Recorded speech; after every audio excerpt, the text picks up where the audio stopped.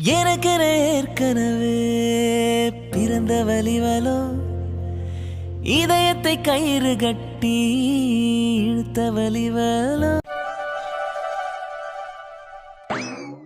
என்ன மேம், மீட்டிங்னு சொன்னாங்க, பார்த்தா யாரையுமே காணோம். நாம மட்டும் வந்து நின்றுட்டு இருக்கோம். நம்மளுக்கு மட்டும் மீட்டிங்கா? அப்படிதான் நினைக்கிறேன்டி. ஷோ, என்ன சொல்ல போறாங்களோ தெரியலையே. லைட்டா பயமா வேற இருக்கு. என்ன அனிதா, எப்பவும் அவ்வளோ சீக்கிரம் சார் நம்ம யாரையும் மீட் பண்ண மாட்டாரு. எதா இருந்தாலும் மேனேஜர் கிட்ட தான் பேசுவாங்க. இன்னைக்கு என்னன்னா 2 எம்டியும் நம்ம கிட்ட பேசணும்னு சொல்லி வர சொல்லியிருக்காங்க. என்னவா இருக்கும்? எனக்கும் தெரியலையே சார். இதுவரையும் நானே இந்த கம்பெனிக்கு வந்து ஜாயின் பண்ணி 3 இயர்ஸ் ஆகுது. நானே மீட்டிங்கில் இதுவரையும் வந்ததில்லை சார். ஏதோ ஒரே ஒரு டைம் மட்டும் எல்லாரையுமே கூப்பிட்டு மீட்டிங் வச்சாங்க. அப்போ பார்த்தது தான். அதுக்கப்புறம் இந்த மாதிரி பர்சனலாலாம் இதுவரையும் மீட்டிங் வச்சதே இல்லை. இப்போ தான் எனக்கே பக்குன்னு இருக்கு. நானே இப்போ தான் ஃபஸ்ட் டைம் மீட்டிங் அட்டன் பண்ண போகிறேன். என்ன விஷயம்னு வேற தெரியல. என்ன மேம் சொல்கிறீங்க? அப்போது நீங்களே இப்போ தான் ஃபர்ஸ்ட் டைம் இந்த மாதிரி பர்சனலாக மீட் பண்ண போகிறீங்களா? ஏன் மேம், தனியாக மீட்டிங்லாம் வைக்க மாட்டாங்களா என்ன? இல்லை காவ்யா, மீட்டிங்லாம் வைப்பாங்க. ஆனால் எப்படின்னா மேனேஜர்ஸ், டிஎல்ஸ் அவங்களுக்கு மட்டும்தான் மீட்டிங் இருக்கும். அவங்களால மட்டும்தான் எம்டிஸை ஸ்ட்ரெயிட்டாக பார்க்க முடியும். நாம் எந்த இஷ்யூனாலும் நாம் வந்து நம்ம டிஎல் கிட்ட சொல்லுவோம், மேனேஜர்ஸ் கிட்ட சொல்லுவோம். அவங்க தான் எதுனாலும் ப்ரொசீட் பண்ணுவாங்க. ஸோ அவங்க வந்து எம்டிஸ் கிட்ட மீட்டிங் அட்டன் பண்ணிவிட்டு என்னென்னு நமக்கு வந்து தனியாக மீட்டிங் வச்சு சொல்லுவாங்க. அப்படி தான் நான் பார்த்துருக்கேன். இதுவரையும் எம்டி சார்லாம் இதுக்கு முன்னாடி இந்த மாதிரி மீட்டிங்லாம் அரேஞ்ச் பண்ணதில்லை. அதான் என்னன்னு தெரியல. ஓ, அப்படியா மேம்? மேம் மேம், 2 எம்டி சாரும் வந்துட்டுருக்காங்க. கூடவே நம்ம மேனேஜரும் வராரு.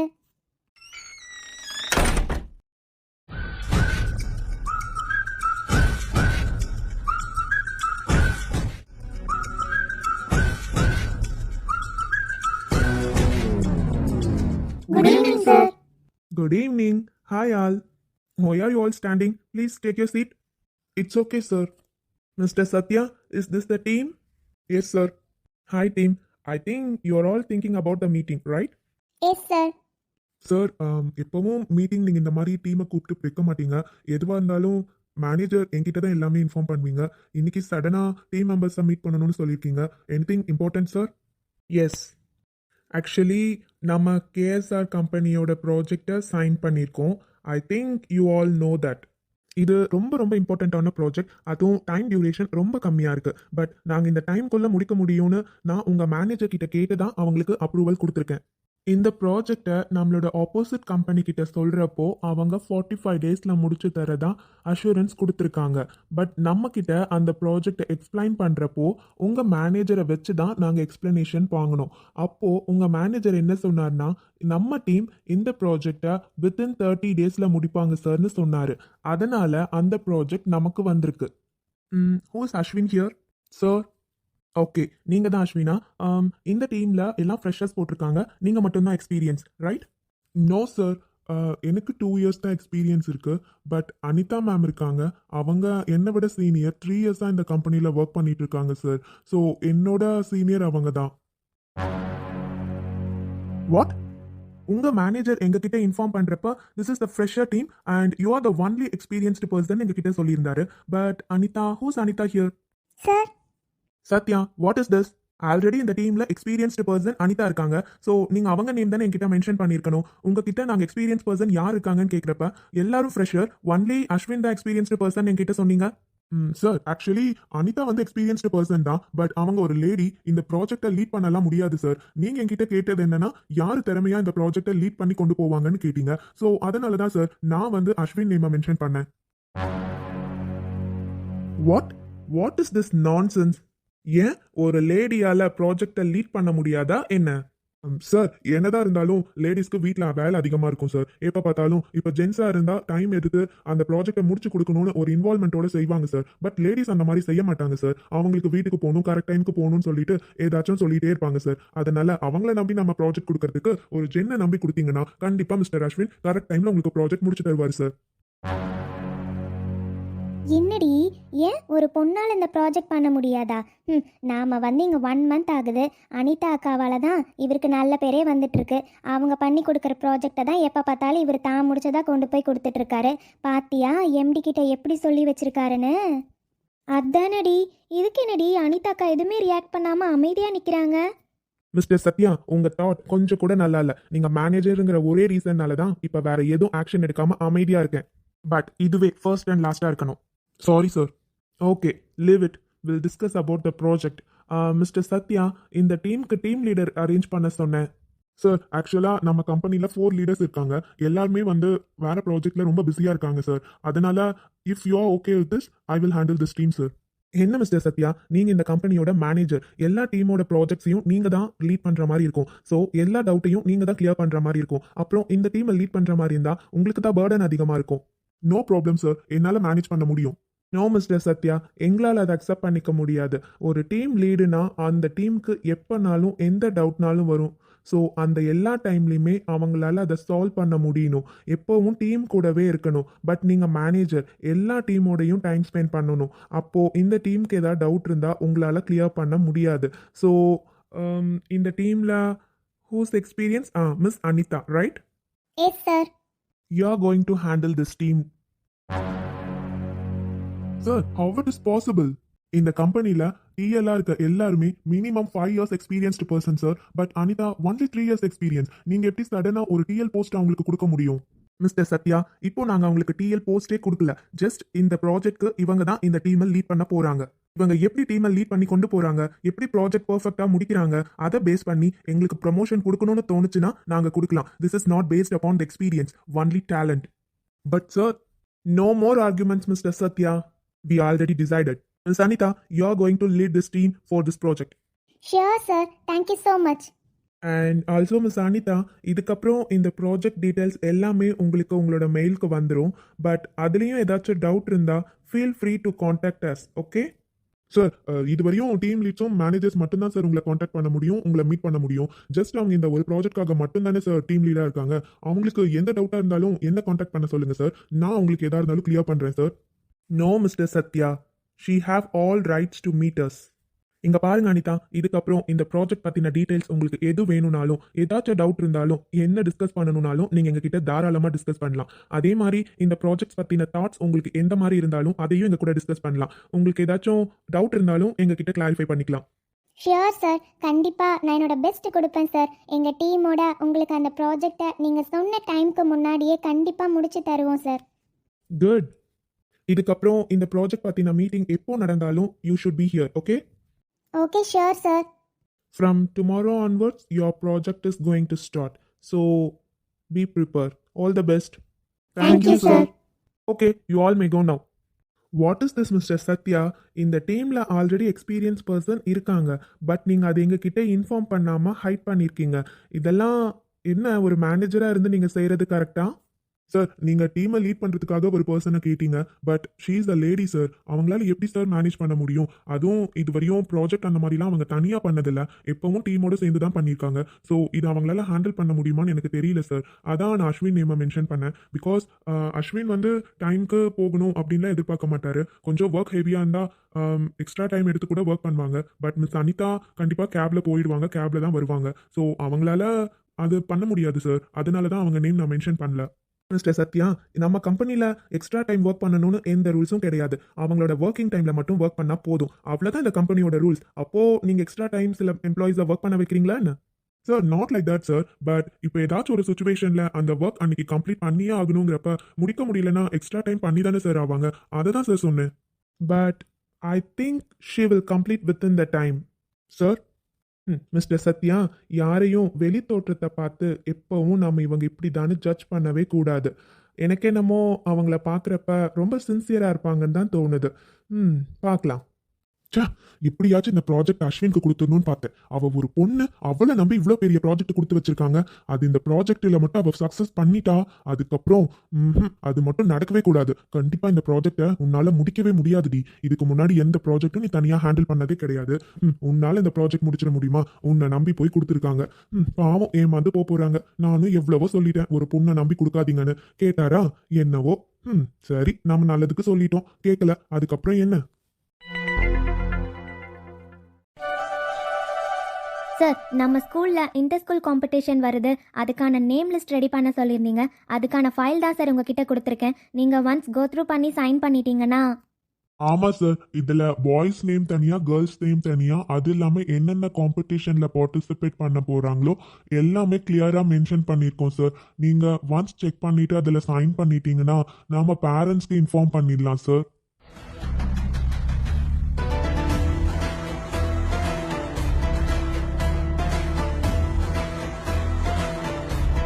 ஓகே, நீங்க கொடுத்த நேம் லிஸ்ட் எல்லாமே கரெக்ட் தான். பட் இது எல்லாத்துக்கும் முன்னாடி பேரண்ட்ஸ் கிட்ட இந்த லிஸ்ட் அனுப்பி அவங்களோட பிள்ளைங்க இதுல கலந்துக்கிட்டா நோ ப்ராப்ளம்னு அவங்க கிட்ட இருந்து கன்சர்ன் லெட்டர்ல சைன் வாங்கிட்டு வர சொன்னனே, அதுக்கு முன்னாடியே எப்படி நீங்க நேம் லிஸ்ட் ரெடி பண்ணீங்க?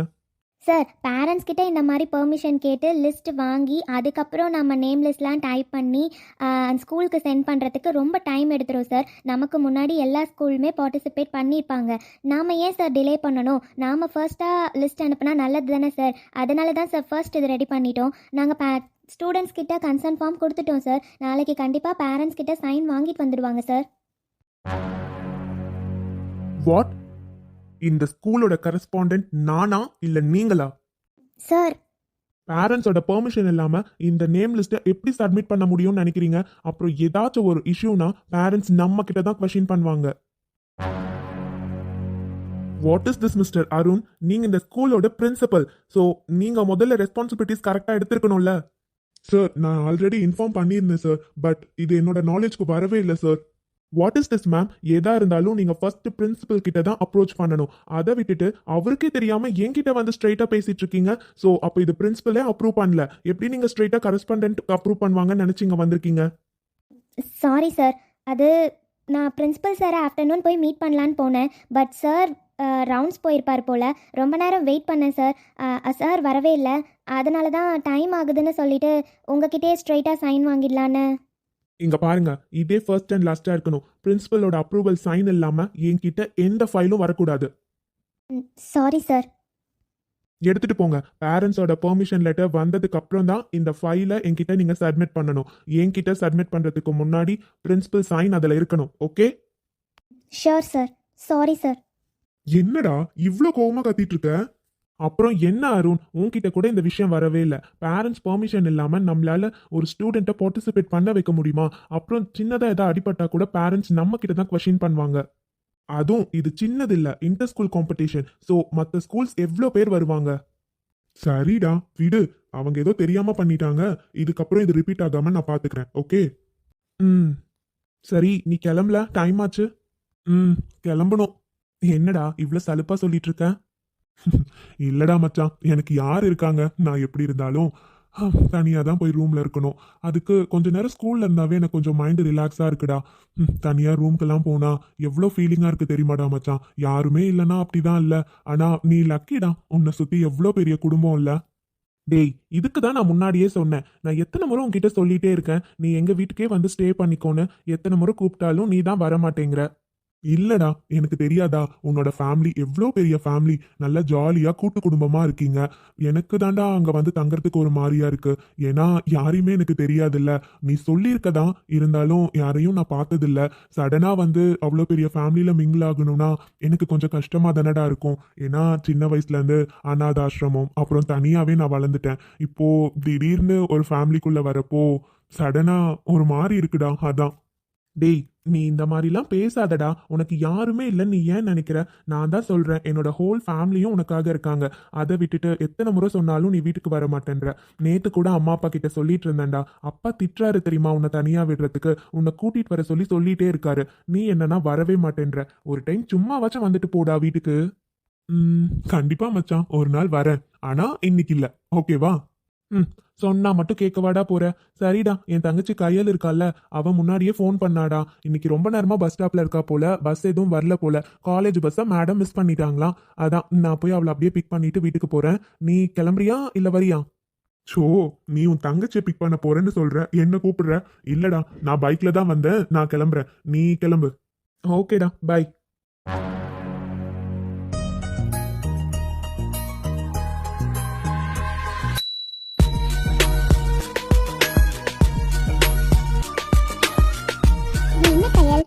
அண்ணாக்கு எப்போ கால் பண்ண இன்னும் வரல?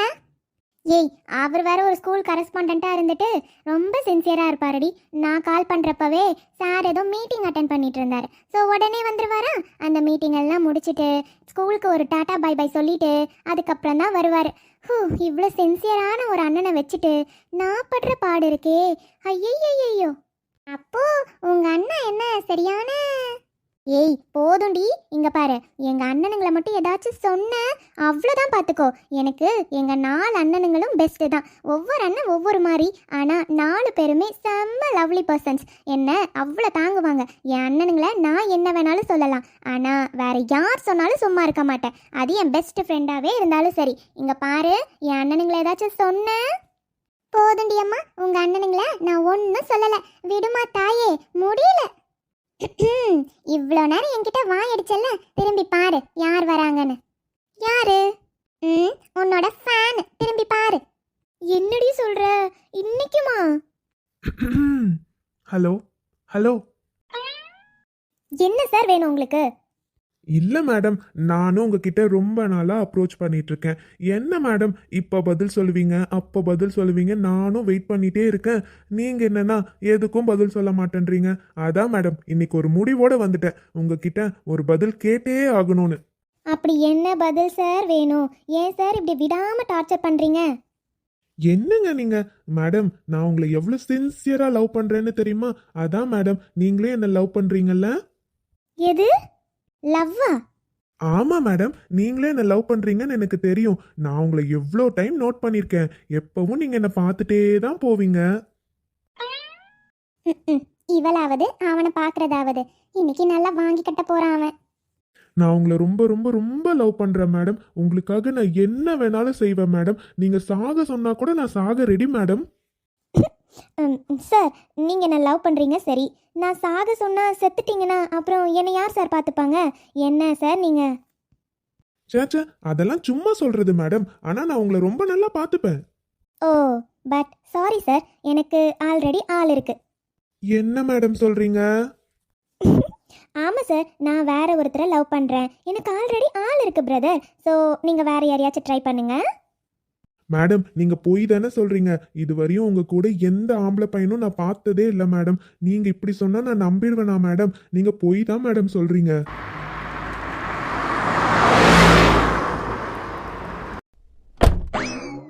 சார், ஒரு டைம் சொன்னால் கேட்க மாட்டீங்களா?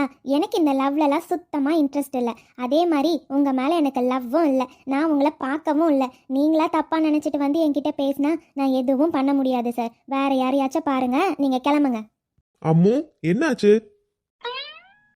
அண்ணா அதெல்லாம் ஒன்றும் இல்லைண்ணா, நானே பார்த்துக்கிட்டேன். ஏன்னா இவ்வளோ லேட்டு? வாங்க போகலாம். அவன் ஏதோ பிரச்சனை பண்ற மாதிரி தெரியுது. யாருடா நீ? ஐயோ, எஸ்கேப். டேய் டேய் நில்றா. அண்ணா விடுங்கண்ணா, ஒன்றும் இல்லை. அவன் சும்மா எப்போ பார்த்தாலும் இந்த மாதிரி தான் வந்து ஏதாச்சும் பேசிகிட்டு இருப்பான். நான் அதெல்லாம் ஃபேஸ் பண்ணிக்கிறேண்ணா. சரி போகலாமா? என்ன அம்மு சாதாரணமா சொல்லிட்டு இருக்க? அதெல்லாம் ஒன்றும் இல்லைண்ணா, எல்லாம் நான் பார்த்துக்கிறேன். சரியா? போகலாம் வாங்கண்ணா, தலை வலிக்குது. போன உடனே சூடாக அன்னி கையில் ஒரு டீ போட்டு குடிக்கணும். போகலாமா? காயல் நீ இருக்கியே, வா போலாம். ஸ்டெல்லா நீயும் வாமா, நான் அப்படியே உங்க வீட்டில் ட்ராப் பண்ணிடுறேன். இல்லைண்ணா பரவாயில்ல, நான் பஸ்லயே. அட என்னம்மா நீ? கையல் எனக்கு தங்கச்சினா நீயும் எனக்கு தங்கச்சி தான். வா, நான் உன்னை வீட்டில் ட்ராப் பண்ணிட்டே போலாம். ஒன்றும் அவசரம் இல்லை, வாமா. சரிங்கண்ணா. இன்னைக்கு என்ன இவ்வளோ தலைவலியா இருக்கு? முடியலையே. ஒரு காஃபி குடிச்சாதான் நல்லா இருக்கும் போல. ஹாய் அனிதா. ஷோ, இவன் வேற. சொல்லுங்க. என்ன அனிதா இன்னைக்கு இங்க நிக்கிறீங்க? காஃபி குடிக்கலான்னு வந்தீங்களா? இல்ல அஜய் சார், வடை போடலான்னு வந்தேன். என்ன அனிதா நீங்க சரியான காமெடி தான் போங்க உங்களோட. ஷோ, என்ன சார் வேணும் உங்களுக்கு? என்ன அனிதா நீங்க, நான் உங்ககிட்ட எத்தனையோ முறை நான் உங்களை லவ் பண்றேன்னு ப்ரொபோஸ் பண்ணிட்டேன். நீங்க என்னன்னா ரிப்ளையே சொல்லாம இப்படி இழுத்தடிச்சுட்டே இருக்கீங்களே. சார், நானும் உங்ககிட்ட எத்தனையோ முறை சொல்லிட்டேன் எனக்கு இந்த லவ்லலாம் இன்ட்ரெஸ்ட் இல்லைன்னு. எனக்கு லவ் பண்ணுற ஐடியாவும் இல்லை சார். அதனால் நீங்கள் வேற யாரையாச்சும் பாருங்களேன். என்ன டிஸ்டர்ப் பண்ணாதீங்க சார் ப்ளீஸ். அதெல்லாம் எப்படி அனிதா? நீங்க வேண்டான்னு சொன்னா நான் விட்டுருவேனா? நீங்க எப்போ ஒத்துக்கிறீங்களோ அது வரையும் உங்ககிட்ட வந்து லவ் ப்ரப்போஸ் பண்ணிட்டே இருப்பேன். ஷோ விட மாட்டான் போலயே. என்ன இவ்வளோ டார்ச்சர் பண்ணுறான்? ஷோ ரொம்ப தலைவலியாக இருக்குது. வீட்டுக்கு போகிற வரையும் தலைவலி தாங்க முடியாதே, காஃபி குடிச்சிட்டு போகலான்னு நினச்சேன். இன்னும் கொஞ்ச நேரம் இங்கே நின்ன இருக்கிற தலைவலி இன்னும் தான் அதிகமாகும். வீட்டில் போய் அம்மா கையாலே சூடாக காஃபி குடிச்சிக்கலாம். டச்சா போடாடே.